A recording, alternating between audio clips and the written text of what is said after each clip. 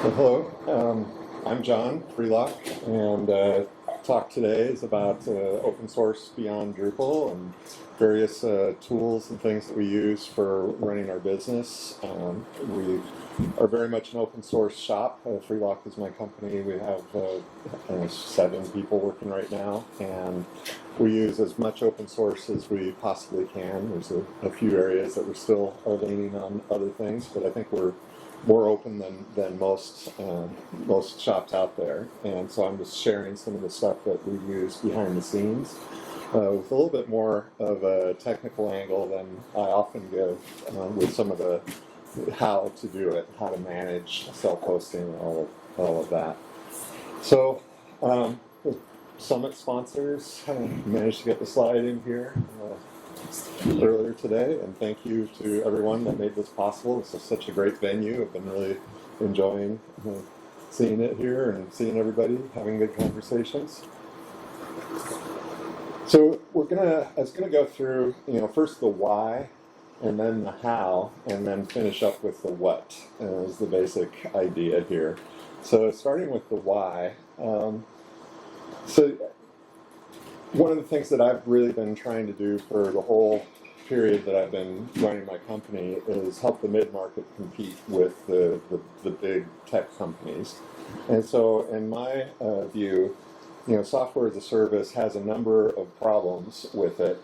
And ultimately, one of the biggest problems is it funnels dollars up to people to the billionaires that already have it. And open source is kind of the democratizing force that allows everyone else to compete. We have just as good technology as they do. It takes a little more work to put it together, and as technologists, it's kind of all of our jobs to make the world aware of all this and really help spread the alternatives out there that can keep the middle of our economy thriving and not just the big divide. So digital independence is a big part of what it's all about. Privacy is one of the most compelling reasons, I think, for all that. If you're self-hosting, no one else can see the data, especially if you take care to encrypt it and do all the rest of it. It's under your control, so you decide when to upgrade and when to manage changes. It's totally customizable. There's so many benefits to open source as we see it. The main problem is it's not packaged up for you. I had a little help from AI, as Joshua mentioned yesterday. I used AI to generate the slides, and it got even a little more, assertive than I probably would have. I said no third party. No behavioral tracking. Right. 0. So open source levels the playing field. This is really what I think it's about and why I'm doing all this. Transforms technology from a competitive disadvantage into a strategic advantage. Sure. It takes work. It doesn't come for free. So, and the privacy part is really what matters here. That's something that at least in Europe and California and even Canada, there's a lot more places that are becoming a lot more strict about privacy, and you get that for free when you're self-hosting. It's all in your control. And there's some changes that things that there's a long list of things that software as a service has had problems with, from privacy breaches to changes of policy. The best case scenarios of a venture-backed company is to sell to somebody like Google or Amazon, who, if it doesn't have 10 million users, and they shut it down. And so, what does that do to the people who are relying on it?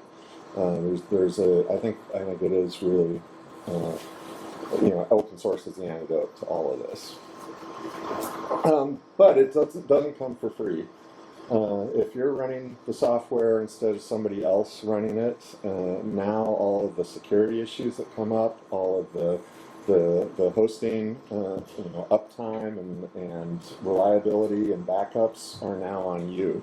So if you're going to go down this path, there's definitely some things that you need to be considering. So how do you manage security updates, backups, monitoring, security hardening? What do you do when you get attacked? And then documentation. How do you keep track of all of it? So these are some of the things that you really do need to consider. And self-hosting means you're responsible for everything. So what we do, so we manage a bunch of Drupal sites for our clients, and we've taken and extended that process to handle all of the internal tools that we use. And we have two different methods that we're doing that, two basic approaches. Our old way is using Docker files. So basically every piece of software that we deploy in our infrastructure, we would generally run in a Docker container and we have a central set of Docker files that has the recipe for building these containers. We can just pull fresh versions and rebuild and deploy, and we're up to date.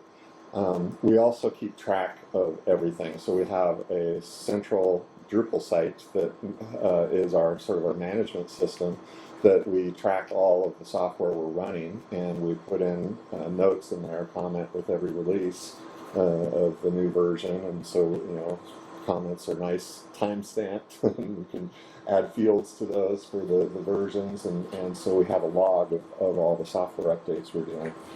For the last year and a half, we've been delving into Nix, and NixOS makes a lot of this even easier because Nix basically provides instructions for packaging software.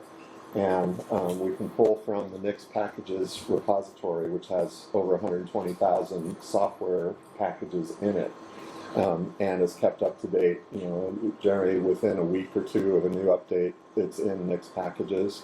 We update our flake and rebuild and deploy across our infrastructure. It's kind of a couple of commands to update the world now, but we're still using Docker files for a lot of the stuff that we don't pay as much attention to. So we're kind of split between two processes right now. Before we move on to the actual software, any questions or thoughts on the why or the how? Yeah. I've never used Nix. How's that different from like Docker Compose? It's kind of similar, but it's not containers. So it pulls in the software native on your platform, and then it uses paths basically and symlinks to control which version is actually active. It's pretty wild. I'd be happy to talk with you more about it later. Okay, all right. It's something I did a talk at DrupalCon on using having a local development environment using Nix, which totally compares to VDEV. Yeah. Yeah, but basically it is like treating your entire infrastructure as source code. So I have one top level flake for all of our systems, and have modules for a web server, for a database server, and for all this stuff, and then hosts that include the ones that I want, and then I can just do deploy, and it pushes out to everything after rebuilding. So there's a ton of different software packages that we use internally, and I'm sure you all use as well. And I was trying to think how to organize this somewhat, and so I extended our business process lifecycle. We typically think about it in terms of sales and marketing, operations, financials, and and then the feedback loop. I've extended it here with analytics and monitoring because those are some of the most powerful open source solutions, and we have some good examples. So I thought I'd be diving into that. But so the first one is the weakest, marketing and leads. They're really, Drupal itself is the solution there as far as we're concerned for providing websites and marketing. So we're not really beyond Drupal much. there are alternatives for sending lists, but for the most part, so much of marketing benefits from network effect. You need to go where the people are, and if they're not in something you host, then you've got to go out and go to LinkedIn or lists and all that sort of stuff. So this is the one where we are using proprietary tools. We're using databases and LinkedIn a lot right now for marketing. But collaboration in docs, I kind of feel is one of the hidden gems of open source. How many people are using NextCloud here or have used it? Only one. Wow. NextCloud is amazing. It does a ton of stuff. So it started out as basically a Dropbox clone. So you can have local file syncing, and so anything that you put in your directory just gets synced to your own private cloud instance. NextCloud has extended that with a ton of plugins that basically replace everything in Office 365 or Google Drive. Only Office is the one that we're using for an Office suite. And that is a proprietary one. I'll make a note on there. Only Office is not actually open source, but it is free for small users. And there is an open source alternative called Collabora. But we've ended up doing Only Office because it's using the Microsoft DocX standard and XLSX standard. It's a little bit better at conversions, and since most of our clients are on that, we've ended up using the free Only Office in there. LibreSign is a plugin for NextCloud that handles digital signatures, and it's super slick and super amazing. It watermarks all of your documents after you sign them with a link that will verify whether the document is digitally signed. So we'll take a quick look at those, and then chat. I don't know why the Drupal community settled on Slack. To me, it seems really odd that such a strong open source community is relying on these proprietary tools when there's perfectly good open source alternatives. And there's a bunch besides Matrix and Element as the client for that. That's what we've settled on.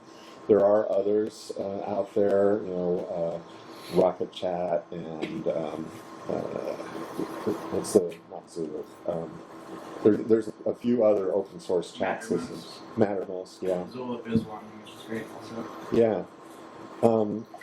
So we kind of picked a couple of these. So what Matrix does and NextCloud as well, they have a federated model.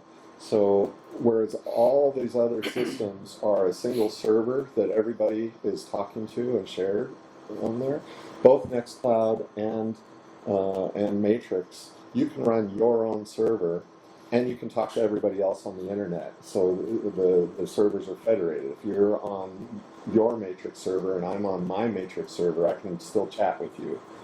Just like email. Email is the original federated service. Everybody has their own email server. Matrix works that way. So does NextCloud. So with NextCloud, you can securely share a document with somebody on a different NextCloud server, and work collaboratively that way. I mean, I think these are really cool features that the proprietary model doesn't even come close to. It's all software as a service. I'll just sort of show what this looks like. So this right here is NextCloud. This is our internal one. Most of these are plugins, so there's all sorts of integrations that you can do to have it. Files. There's some really cool photo management in here. There's a Memories app that organizes pictures by calendar, by location. There's mobile apps for this stuff. That's just really sort of powerful for all sorts of things. And then LibreSign. Basically, you upload a PDF or choose it from the files that are already in here, and then you can basically draw a picture where you want the signature to go for each person that you want to sign. You add the signers, and you then can draw a box for where to put it.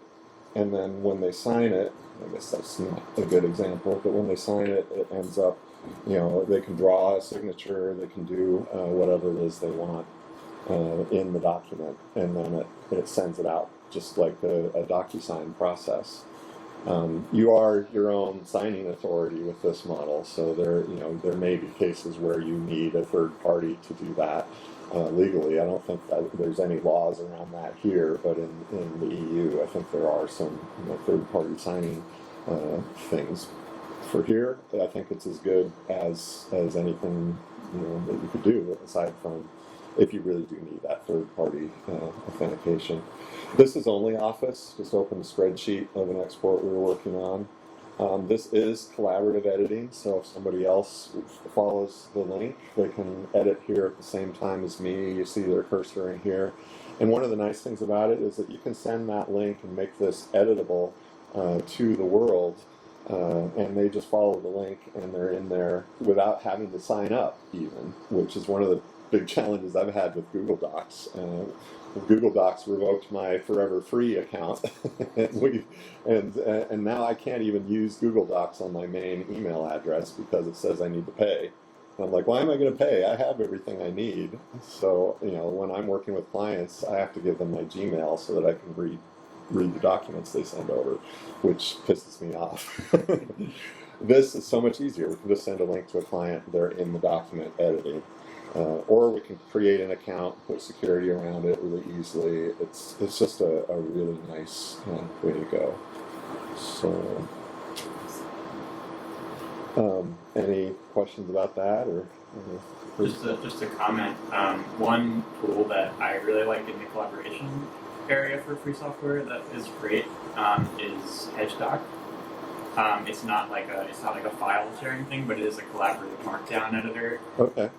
That lets you keep track of a bunch of different markdown documents. It's really great. It has a ton of features, and it's cool. But yeah, no, it's cool. I recommend taking a look at it anyway. Yeah, fantastic. You used Resilio sync to file transfers? No. It's a BitTorrent sync file transfer protocol. There's no centralized servers like in the differences. And yeah, it's free and open source paradigm. I mean, it's a little confusing because you go on the website and they're still trying to sell their service, but you can just download the free version, and it's really just a BitTorrent protocol file sharing. Yeah, there's a ton of stuff out there. We were playing around with something called Affine, which is a graphical whiteboard, shared whiteboard. It turns out that one is not entirely open source either. It's up to 10 users. The client's open source, but the server's not. So there are some areas here where there's a ton of solutions out there, and they all have their own little stipulations. Gotcha. Yeah. Do the Slack or Discord alternatives have any ability to bridge to commercial products? Yes. So Matrix that we're using, we have bridges into Slack into a bunch of different client Slack teams. Cool. And so our clients are in Slack and we're in Matrix and we're in a shared chat room. That's one of the really great things about it. We've actually started doing some, you can pull widgets into Matrix. And so we have a couple of little places where we pulled dashboards from our main PM tool into Matrix itself, so you can see what timers people have active and You see Neo in there? what. You see Neo in there? Probably very similar. So you were, the recommendation is surrounding hosting your own stack, and the question I would have is, what size organization does this recommendation kick into? Because one person shop needs partners. Yeah. And no one does it alone. And so at every point, you have vulnerabilities because there's other people involved. Yeah. And if you are a 2 or 3 person shop and you want to focus on deliverables to your clients and not the creating of an infrastructure, then the recommendation that goes during the stack kind of is a little bit something that's not reasonable. Yeah, it's a fair point, and the What's way the minimum size? I Where does this kick in? I think that it's the way I like to characterize it is it's renting versus owning. And if you think about that for buying a building, I mean, some places are going to buy a building when they're really small, and most people are going to rent. And what you're doing with software as a service is you're renting, and that's what you need to do when you're I think all small. software is renting. It is, Because but it's going to be gone in 10, 15 years anyway. Almost all. to a point. But I mean, you have a lot more control when it's open source. I get it, but do you have a minimum size that you recommend that? I mean, I started out doing this, so Gotcha. yeah, and I don't know that I'd recommend that. Yeah. I think it's one of those things that you kind of like pick a couple of areas that you want to do it and do one thing at a time. As a company, I can see if you get a reputation for doing this well for yourself, Mm-hmm. then you say, wait, we also have collaborative partners. We Mm-hmm. have these 1 or 2 person shops that we do this for. And And that is that a business option that you have? yes, that is one of the directions that we're exploring here. Is that that might be something that we could provide for other shops is this open source stack. It's not necessarily going to be any cheaper than going to the software as a service, but that's one of those areas where it's like the ethical concerns and the ability to fire us and take it in-house is one of the guarantees you get from open source. Is just the same reasons people use Drupal. And it's similar considerations. It's really the same conversation. It's like, at what point does it make sense to have a Drupal site?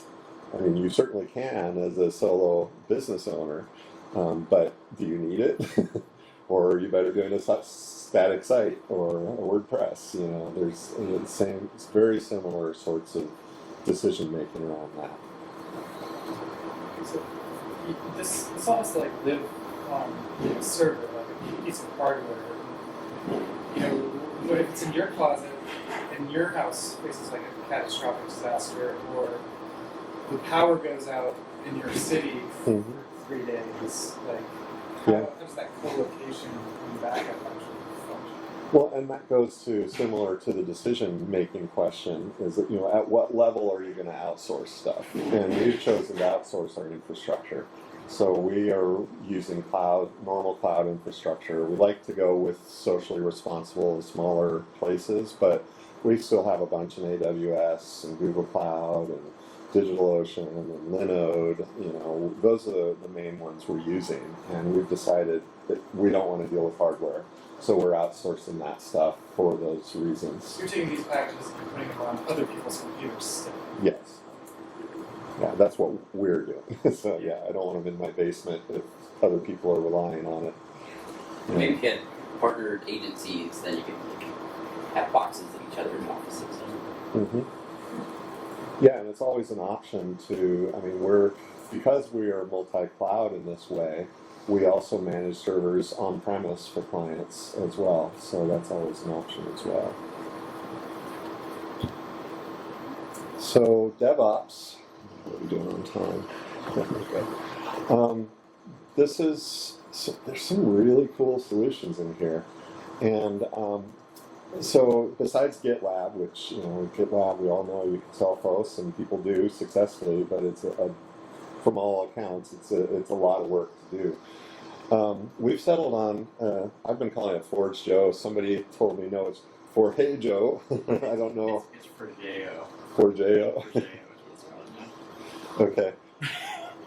So it's a fork of Git, and it's kind of more the community-driven open source fork. What's running on Codeberg is the biggest central Git repo that uses this platform, and it's incredible. It's a single Go binary that runs it all, and it looks very much like GitHub or GitLab or any of it. I just had up here. So this is the package repo that is part of the platform. So this is where we are pushing our Docker images to deploy everywhere else. It's part of this solution. We have repositories in here that are supporting most of the stuff that we do. Some of these are following GitHub or GitLab repositories. And you get down into any one of them, and let's see here. Here's a Drupal base. Yeah, you get down to any one of them, it looks just like GitHub or anything along those lines. Has a full pull request process, and it's really nice. It's amazing how complete this is. I was blown away when we moved to this. We were using Gitolite before this, which is just pure shell and no web interface. But yeah, I can't see anything that this doesn't do that GitLab or GitHub does. There's action runners in here that you can configure, and we haven't gone down that path yet. We're still using Concourse and Salt for our orchestration. But I'm looking at switching over a lot of our workflows to this, just because it's so nicely integrated and it's a lot closer to GitHub Actions and GitLab and stuff that other developers are more familiar with. Question. Yeah. I mean, obviously doing workflow. Like if you're gonna do like say you do deployment, you configure or something. Is that the type of workflows you think about, or building front end assets or whatever? How cost anything for these workflows? I mean, because I'm trying to figure out. I'm looking at GitHub Actions for my team, and I'm just I'm right there looking at these orchestration tools. So yeah, I mean, it's just the hardware. It's just the hardware that you need to run the actions. So so basically the ForgeJo. ForgeJo. Get that pronunciation someday. There's the central web instance that is all of the GitHub functionality, and then you run separate worker instances for the actual actions. Okay. And so yeah, you just need to put them on a host somewhere that has enough resources. I think it's mostly running in images and container images, so it needs to be beefy enough to run those. But you just stand them up and authenticate them with the central server, and then it's like I said, I haven't done this yet, but it looks like it's really equivalent to what GitLab's doing. I think they've even tried to keep a lot of the syntax common with the GitHub Actions, so that it's an easy port. That's cool. So this would be a good alternative when you don't have a GitHub enterprise. Yeah, absolutely. And you could mix some proprietary tool steps as workers into that. Like if you need Sonar Cube or whatever, you could still. Yeah, well, with all of those, it's about the image. I think you can declare what images to use for your tests, and you have full control over what you put in your image. Yeah. I think maybe like with server scaling might be a challenge. Like this could run on a Raspberry Pi if like you're not using it very often, or just pulling from the repo every once in a while. But like the actions are much heavier CPU load. Mm-hmm. Yeah.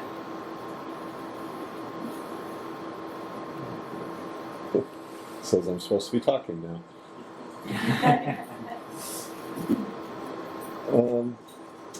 Yeah. So, the other thing is secrets management. There's a bunch of tools around that. We're using VaultWarden for general user passwords, and it's basically an alternative backend to Bitwarden, which has been doing a lot of marketing. I've been hearing a lot more about Bitwarden. As an alternative to LastPass or 1Password, VaultWarden is something you can self-host. You use the Bitwarden clients; it's all free. And VaultWarden I think it's a Rust implementation, so it's super lightweight as well. It's another thing that can. It's a web client. It has a web client built into it. VaultWarden does. It's ultimately it's the engine with the API and everything, but they've taken and put the Bitwarden web client on top of it, built into the package. Can you do TOTP? Yep. That's awesome. Yeah.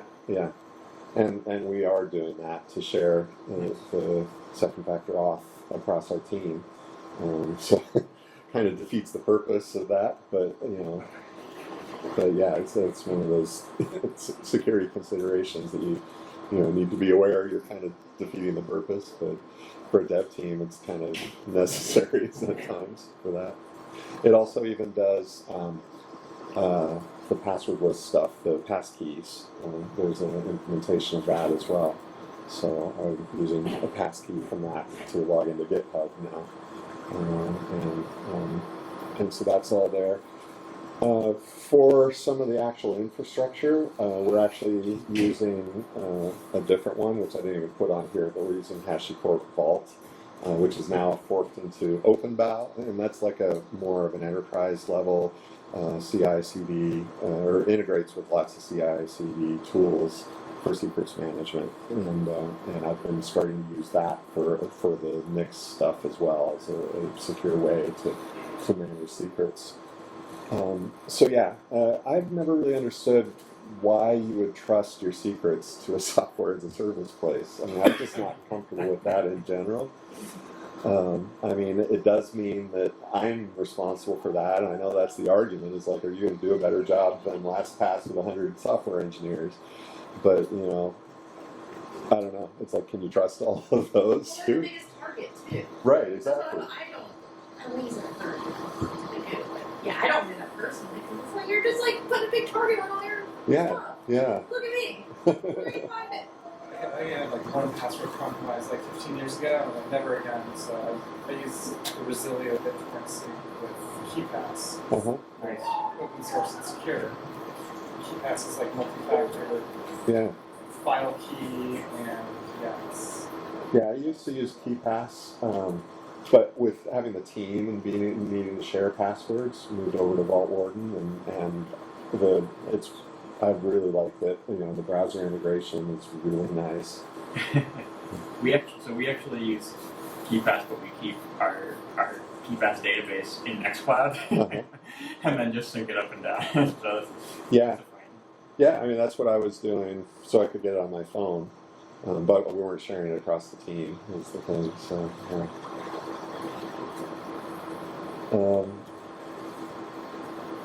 Some of that is coming later too. So that, actually, do I have VaultWarden up? No, I didn't pull up VaultWarden.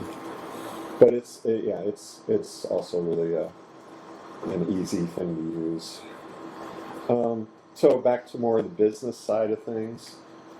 There's not very many bookkeeping apps out there. There's a handful.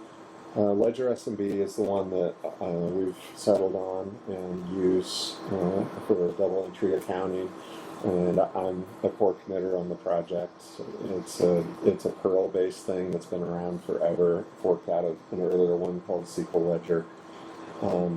And it does enterprise accounting in here. It's all double entry accounting, AR, AP, financial reports. And because it's on the web, it's really nice for, we're posting invoices from other systems into it, and we're able to automate some of our subscription handling and management, having it as a web application like this. And what's that? So we've ended up creating our own payroll system. So it doesn't support it directly, and the main reason is that there's so many different rules around payroll in all the different locations. So I've made basically a Vue app, a front end app that talks through an API, and right now it's storing in Drupal. And then we can post it from there into that. So that's definitely an area of opportunity, and LedgerSMB is always looking for contributors as well. So that's something that definitely needs some work for sure. Yeah, and that's an area that I think is probably one of the last ones that you should try and do internally. But if you'd like to, I'd love to talk, because I have built the payroll system for Washington, and I'm also managing the Washington Commerce tax module that looks up at the state's service which I don't know if you know, if you are practicing in Washington State as of October, you now need to be collecting sales tax for all your services, and that's supposed to be based on the address of your customer. If you're a freelancer or a business, that's a new requirement as of the beginning of this month. And there's a Washington tax module in here as well that I didn't write. I got the core guy to write it. I commissioned it so that this is calculating taxes properly for Washington already. And any other questions or thoughts on finance? General question on not on finance in particular, but I'm curious what rules of thumb you use for deciding that a tool, not just that it serves your needs, but like the community around it is viable, or that you trust the people building it, faith that will be around for a little while. Yeah, I mean, I think that it's the same sort of criteria used for picking Drupal modules. Alpha or better, you mean? See who's behind it. Have you heard of them? How many people are using it? When was the last commit? Yeah. and I mean, and another one for me is, can I reach the developers? Are they on chat somewhere that I can go talk to them? And are they active? Is there some channel of support?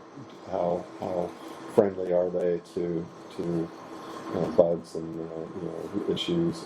Have you picked any over the years where you felt like you picked wrong or regretted investing? I'm sure I have. I think I try and block those. I can't think of any right now. I think that I tend to make the best guess that I can going into it and see if it works. And I will pull the plug pretty quickly if it doesn't look like it's gonna get there. Yeah. But otherwise, I tend to stick with things, and I don't switch once I've picked something until there's a compelling reason to do so. Yeah. And of course, if you got it running on your own infrastructure that you control, you kind of stick with it. Yeah. I mean, the Git server is one of the more recent things we switched because we needed to be able to do pull requests, and I didn't really support that.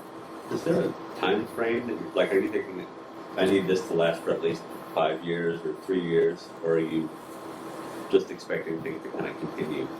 I mean, I think that's one of the things about open source is it continues as long as people are using it. So I don't tend to think about that. I mean, obviously, if there's signs that it's failing, then I'd be concerned. But I think Ledger SMB are just generally open source tools. Sometimes they lack a business model, and what's to keep the developers actually actively building this, getting new developers, where Intimate's got all this revenue and they can just hire developers, and in 20 years they'll probably have new revenue to hire more developers. But does LedgerSMB like a business model? How are they going to continue 60 years? so there's 7 or 8 of us on the core team, and we're all using it. There's one guy that's in there every day that's really active, and he offers it as a service, and so he has clients that are funding him basically to work on it. It's there's some shared governance there, so there's some ability if one person goes away, if there's someone else to pick it up. And the guy that's actively maintaining it now is the second maintainer. It was originally forked by another guy that he showed up a month or so ago, but I hadn't seen him for years. Do corporations analyze this, and is this viable? A big corporation. Yeah, I know one of the core people has it for a big mining company in Western Australia. And there's a number of companies in the 200, 300 employee level range. It's interesting to see. It's really a global community on there. There's somebody from Myanmar that shows up now and then, and she's got it running for a bunch of businesses there. And, I imagine there's export restrictions that have blocked a lot of the more typical solutions. Do you find yourself just maintaining reams and reams of glue code to make all these things talk nicely to each other? Yeah.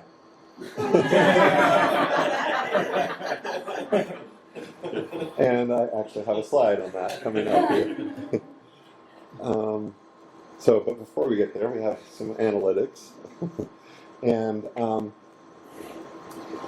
so Google Analytics, that's like, there are reasons to use that. I was talking with someone yesterday about the integration with AdWords and stuff like that.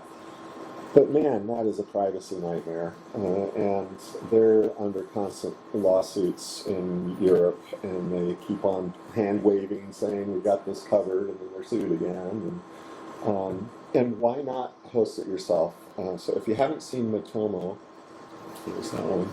Matomo is a lot like the previous version of Universal Analytics. It's got just what you're interested in right there. Real-time visits, page titles, keywords, all this stuff, and I find it a lot more approachable than Google Analytics. It's a really simple, easy. It's also PHP based, so it's really easy if you know how to host Drupal. It's easy to spin up Matomo. It's a really nice analytics program. We offer this to all our clients. We give them logins. We run one instance for all of it. They do have some premium add-ons, and we've been thinking about splitting ours into the free one and the premium one that we can charge our clients more for. But at its heart, they do have a hosted service, but you can run it yourself, and if you do, no one else has any access to the data but you, unless you choose to make it public. LedgerSMB is on our instance, and that's all public. You can actually go see the analytics for this open source project live. It also has a tag manager built in, so you can put in snippets of code, and so it is pretty comparable to what you can do with Google Analytics without having to build all your dashboards and everything. Let's see. So I can to the next. So integrations. That is the big challenge here. I think it's a challenge no matter what you do. And so there's tools like Zapier and N8N that are really caught hold in the general market for linking these things together. In the Dries note this week, he brought up active pieces, which I've never actually run across until hearing about that. Apparently an N8N clone, which I thought N8N was open source, but it turns out it's not. It's one of the business source license things. And they've been getting a ton of investment, particularly around AI workflows. Yeah, I've been using Flowline as a alternative, but N8N came up big time in my search. Yeah. I'm surprised that they're paid because it's like all the YouTube videos in the world, and it's not open source. No, I think it's free for smaller use. It's one of those though where they've held on. It's not a true open source license. It's one of those that I think converts to one if they go out of business or something. But yeah, the active pieces is MIT license and is trying to do a lot of the same things. So and Dries mentioned it and demonstrated it this week. If you haven't seen the keynote, we'll take a look. But that's what I kind of figure between active pieces and Drupal. Those are our integration solutions. In particular, in Drupal, ECA module and webhooks. I've started doing some things, and so I've pulled up. Here's a webhooks notification model that we're using. So for some of the marketing tools, we just created a webhook in the webhooks module for it, dropped that URL into Instantly and Dripify and some of these other platforms, and now whenever something comes into those, it fires a webhook, which in here we basically listen for, webhook received, and then can do whatever you want from there. And right now what we're doing is we're forwarding the message to Matrix. But we could easily capture that info and create a record in here, and that's kind of the next step. And the step that I have beyond that is taking an AI to kind of plug that in to choose what to do with it and who to notify. And all of these tools are, really powerful in Drupal. So, Drupal as the integration layer is kind of our go-to answer right now, and leverage all the stuff that we know how to do in this room.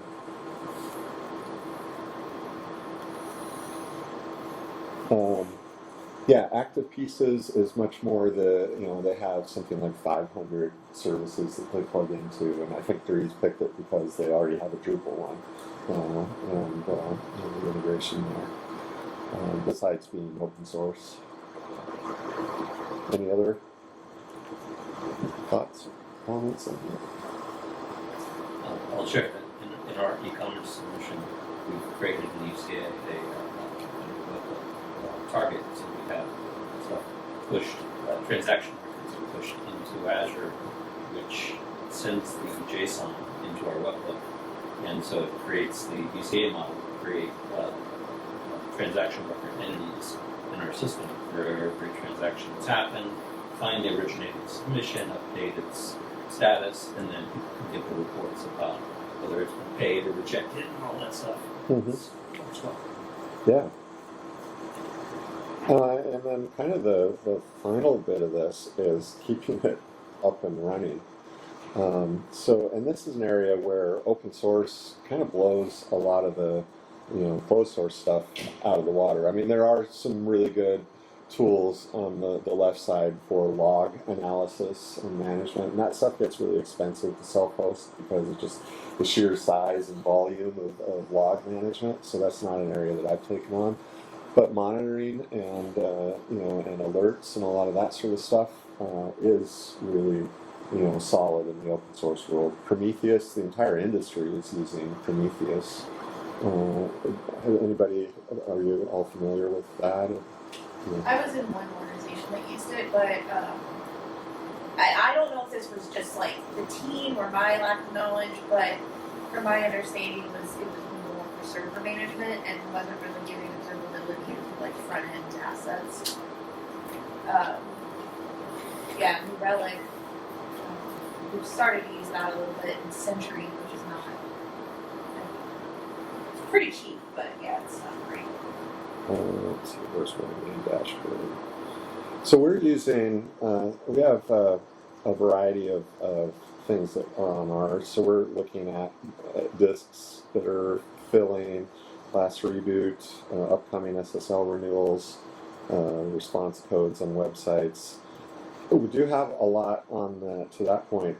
How slow is the website? What's the website response time we're tracking?